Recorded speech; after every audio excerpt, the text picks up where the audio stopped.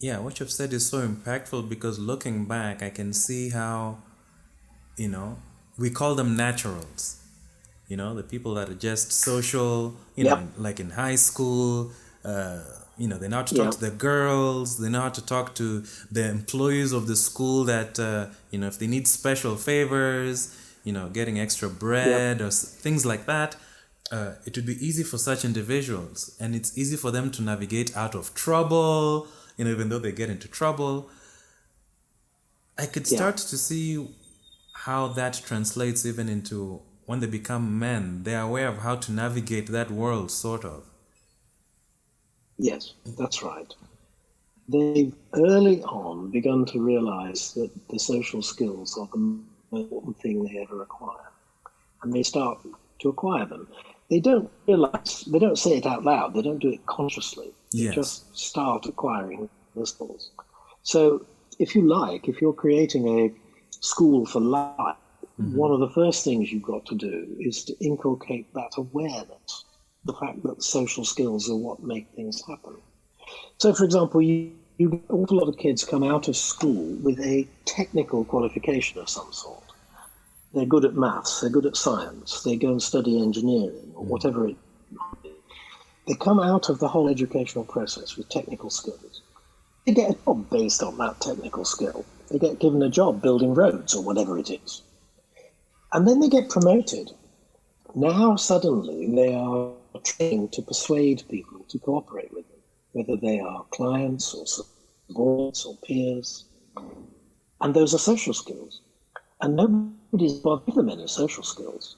So True. an awful lot of people get their first promotion at work and then crash out because they're suddenly asked to use a different skill set and they don't have it. Wow. Making sense? Yes, yes. So you said the first course would be awareness, second, social The skills. first thing, yeah, the first thing is making sure that young kids, girls as well, Yes. are aware that the world is competitive. Okay. They are aware of what they don't know. They think because they've got an A level in chemistry or something, that they know all there is to know about the world. But of course they don't. They hardly know anything. So they need to be much more inquisitive. They need to be much thoughtful about the interactions that are going on around them. And they need to pick up the skills to negotiate those. And how is a So that's girl's the second, world? which is those skills. Say again?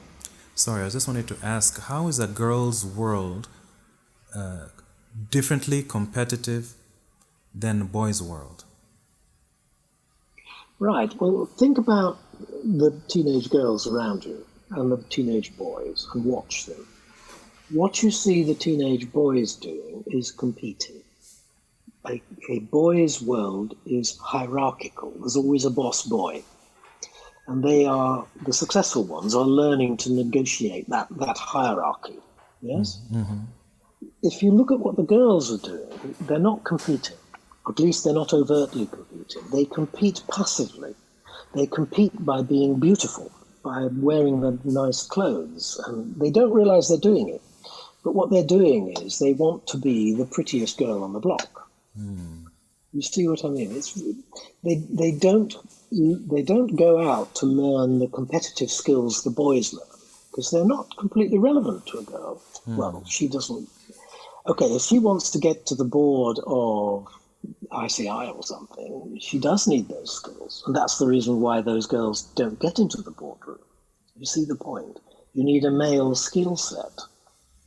You don't need to be male, you need to have those competitive skills. Is that making sense? Yes, yes. So what you see girls doing is you see them competing passively. That's why girls do so much with their hair and their clothes and spend hours in the bathroom. You see the point? Yes. And at the end of the day, it's a good strategy because they ultimately want to be the chosen girl. It's not popular to say things like this out loud these days, but that's where girls are heading. You see what I mean? Yes, I agree with you. And I'm not surprised with even the visuals that I see on social media. Women are Yeah. competing by, their fashion sense, how beautiful they Yes. are. Yes. And, even the conversations between men and women, the men will be, oh yeah, she's attractive in this way. Oh my gosh, her lips, her eyes, her Yes. skin tone, the shape of her Yes. body. That's the conversation. But And now, then when you listen to the girls and talking about the men, they hardly talk about their physical attributes. They talk about his car, his status symbols, his income, his job, true. So, his social status. yes, that's very This is true. fascinating, isn't it? That's true.